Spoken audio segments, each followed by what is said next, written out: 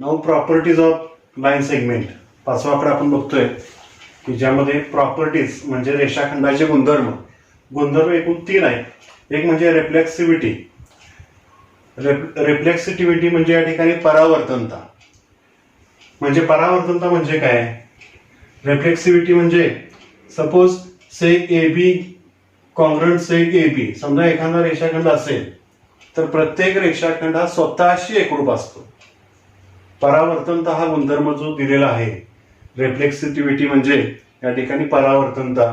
सेग A B congruent seg A B हा पहिला या ठिकाणी गुणधर्म आहे, प्रॉपर्टीज आहे की ज्यामध्ये प्रत्येक रेषाखंड हा स्वतःशी एकरूप असतो असा त्याचा अर्थ आहे.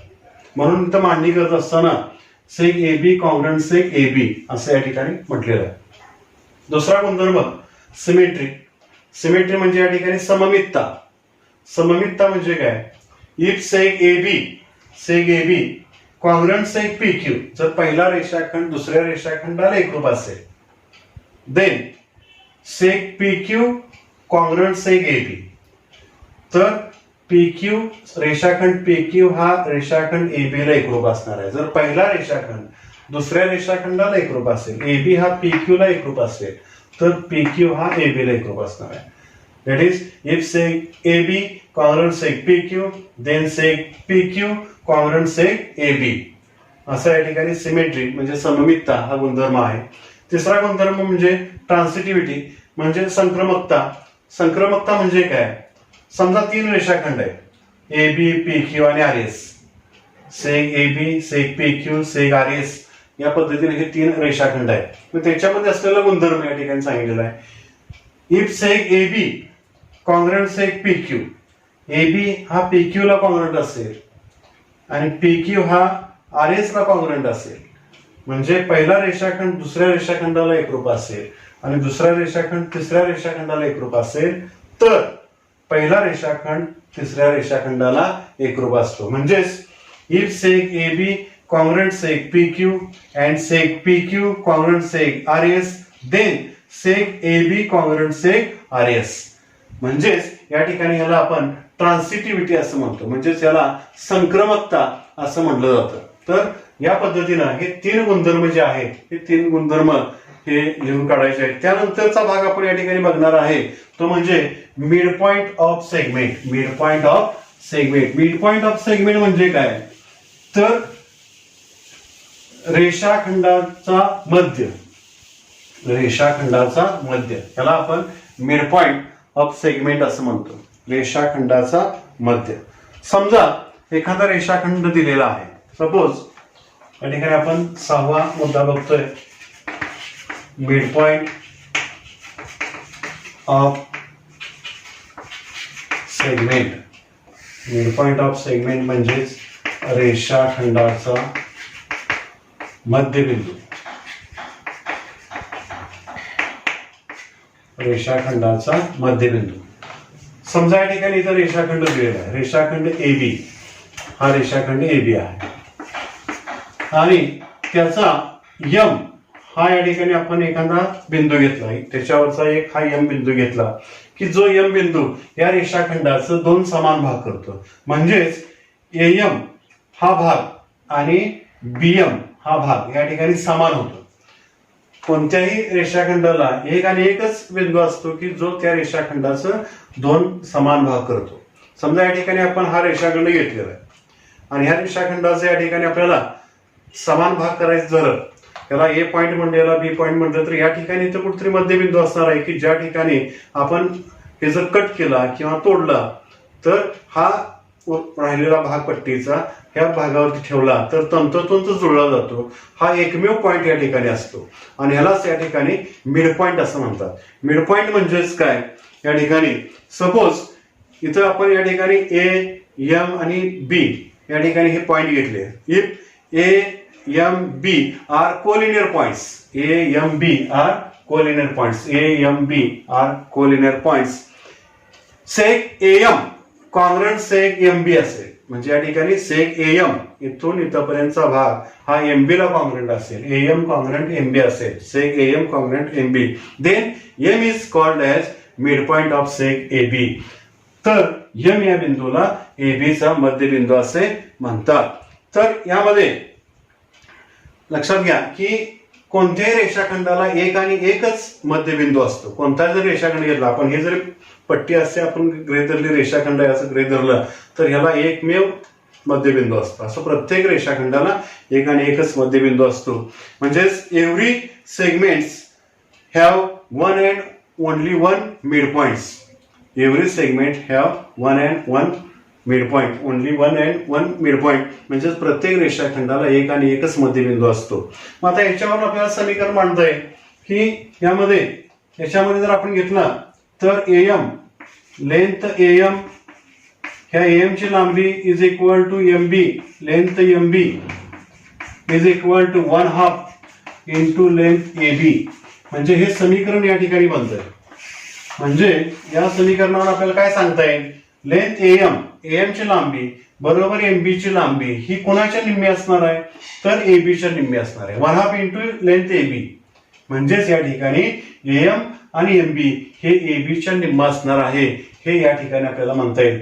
म्हणजेच AM बरोबर 1/2 AB किंवा MB बरोबर लेंथ MB बरोबर 1/2 लेंथ AB असं या ठिकाणी म्हणता येईल. तर या पद्धतीनं या ठिकाणी मिड पॉइंट वरून या ठिकाणी आपल्याला त्या प्रत्येक तयार झालेल्या रेषाखंडाची लांबी देखील आपल्याला काढता येते आणि त्याचबरोबर टोटल रेषाखंडाची लांबी देखील या सूत्राच्या आधारे काढता येत असते. तर या पद्धतीनं या ठिकाणी हा मिड पॉइंट चा भाग इथे लक्षात घेतला. त्याच्या पुढचा मुद्दा आपण बघणार आहे 7वा, तो म्हणजे कंपॅरिझन ऑफ सेगमेंट्स. कंपॅरिझन म्हणजे तुलना करायची. कंपॅरिझन ऑफ सेगमेंट्स याचा अर्थ काय, या ठिकाणी रेषाखंडाची तुलना कशी करायची रेषाखंडाची, तर हा मुद्दा या ठिकाणी आपण बघूया. Comparison of segments.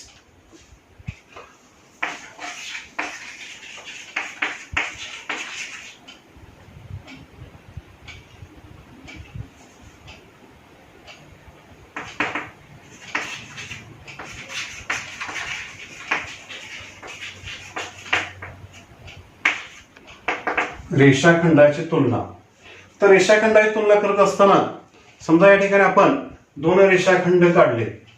समजा एक रेषाखंड घेतला या ठिकाणी AB, हा रेषाखंड घेतला. दुसरा रेषाखंड घेतला, हा घेतला PQ, याला नाव दिलं आपण PQ.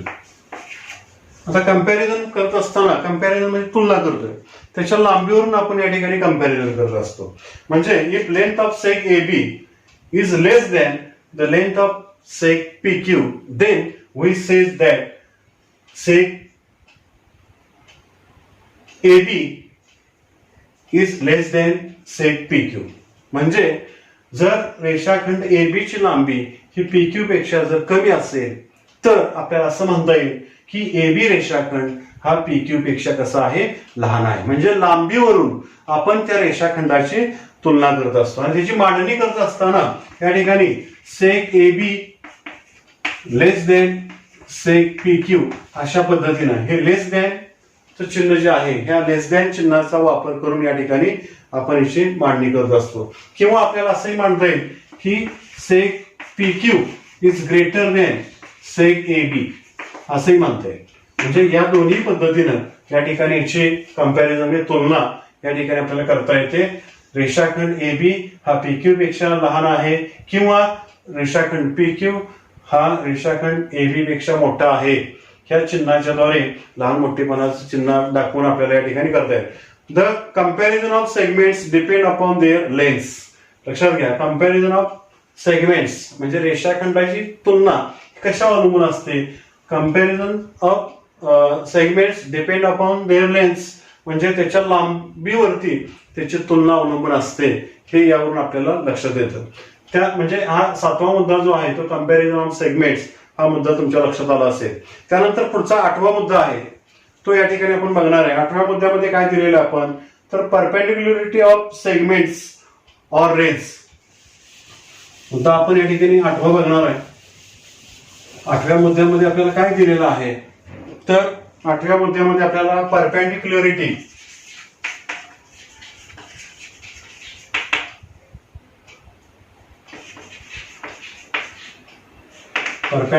ऑफ सेगमेंट्स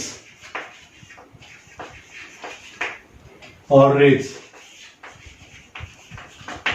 रेषाखंडाची लंबता किंवा किरणाची लंबता, रेषाखंडाची लंबता किंवा किरणाची लंबता हा मुद्दा आपण बघणार आहे. लक्षात घ्या, रेषाखंडाची लंबता किंवा किरणाची लंबता बघत असताना रेषाखंड हा कुठल्या तरी रेषेचा उपसंच असतो. रेषाखंड हा कोणत्याही रेषेचा उपसंच असतो हे आपल्याला माहित आहे. म्हणजेच हा suppose सेग A B, segment A बी, आणि या ठिकाणी अजून एक आपण असा दुसरी रेषा काढली की ज्यामध्ये दुसरा रेषाखंड इथे दाखवला आपण, हा सीडी दाखवलेला, हा रेषाखंड या पद्धतीने दाखवलेला आहे. अशा पद्धतीनं हे दोन्ही रेषाखंड या ठिकाणी दाखवले जातात. परपेंडिक्युलर म्हणजे क्युलॅरिटी म्हणजे लंबता ऑफ रेषाखंडाची किंवा किरणाची लंबता बघत असताना if the lines containing two segments, म्हणजे line containing two segments, here line A B contain segment A B, म्हणजे रेषा ए बी ही काय दाखवते, त्याच्यामध्ये काय समाविष्ट आहे, रेषाखंड ए बी समाविष्ट आहे, आणि रेषा सीडी मध्ये रेषाखंड सीडी समाविष्ट आहे. हे आपल्याला लक्षात येतं या आकृतीवरून.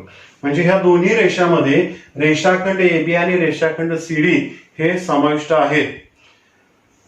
आणि ते कसे आहेत, एकमेकाला परपेंडिक्युलर आहे, intersect at point, suppose here point ओ,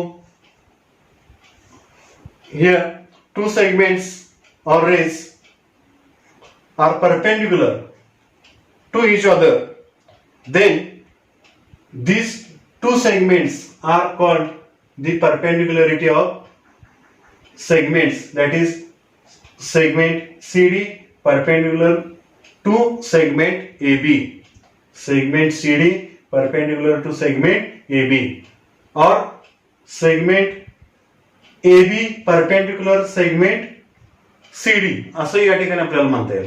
म्हणजे हा सीडी हा AB ला लंब आहे, किंवा असा जर विचार केला आपण तर AB हा CD ला पण लंब होऊ शकतो. तर अशा पद्धतीनं ही लंबता जी आहे ती लंबता कशी दाखवायची आहे किंवा हे कसं दर्शवायचं आहे, तर या पद्धतीनं सेग CD परपेंडिक्युलर सेग AB, किंवा आपल्याला असं म्हणजे हा उलटा टी असं दाखवायचा आहे, किंवा यामध्ये सेग ए बी परपेंडिक्युलर सेग सीडी, या दोन्ही अर्थाने या ठिकाणी आपल्याला असं मांडणी करता येते. म्हणजे ए बी ला सीडी लंब आहे, किंवा ह्या सीडीला रेषाखंड ए बी हा लंब आहे. तर या पद्धतीने ही रेषाखंडाची लंबता ही दाखवता येते. आणि शेवटचा मुद्दा याच्यातला आपण म्हणजे बघणार आहे तो म्हणजे distance of points from a line. म्हणजे जे आपण एकूण 9 मुद्दे अभ्यासतोय, ज्यामध्ये बेसिक कन्सेप्ट मध्ये या ठिकाणी आपल्याला रेषा, रेषाखंड, लंबता आणि यामध्ये बिंदूचे रेषापासूनचे अंतर, बिंदूचे रेषापासूनचे अंतर, शेवटचा मुद्दा जो आहे आपला तो काय आहे या ठिकाणी, तर distance of point from a line, distance of point from a line. म्हणजे या ठिकाणी आपल्याला म्हणता येईल बिंदूचे रेषापासूनचे अंतर, बिंदूचे रेषापासूनचे अंतर. आता बिंदूचे रेषापासूनचे अंतर या ठिकाणी बघत असताना समजा या ठिकाणी आपल्याला एखादी रेषा दिलेली आहे, ए बी ही रेषा दिलेली आहे, ए बी ही रेषा आहे, आणि बाहेर हा या ठिकाणी सी बिंदू आहे. मग ह्या रेषा ए बी पासून या सी बिंदूचं अंतर हे कसं काढायचं, तर इथून ह्या सी बिंदूतून या ठिकाणी ह्या याच्यावरती लंब काढायचा, रेषावरती या ठिकाणी रेषा ए बी वरती लंब काढायचा. म्हणजेच या पॉइंट पासून या ठिकाणी आपण कंपासच्या साहाय्याने आपण त्याचा बेसिक संकल्पना जी आपण किंवा बेसिक कन्सेप्ट जे आपण बघितलेलं आहे रचना, त्याच्याद्वारे या ठिकाणी बाह्य बिंदूतून त्या दिलेला लंब कसा काढायचा त्याच्या आधारे या ठिकाणी आपण लंब काढला. तर समजा हा सीडी लंब काढला, तर या ठिकाणी ह्या रेषा ए बी पासून सी हा बिंदू सी डी एवढ्या अंतरावरती आहे असं म्हणता येईल. म्हणजेच यामध्ये if seg C D perpendicular line A B, seg C D हा परपेंडिक्युलर लाईन ए बी असेल and point D lies on line A B, म्हणजे डी हा बिंदू ह्या ए बी ह्या रेषेवरती असेल, then distance CD is called then distance CD is denoted the point C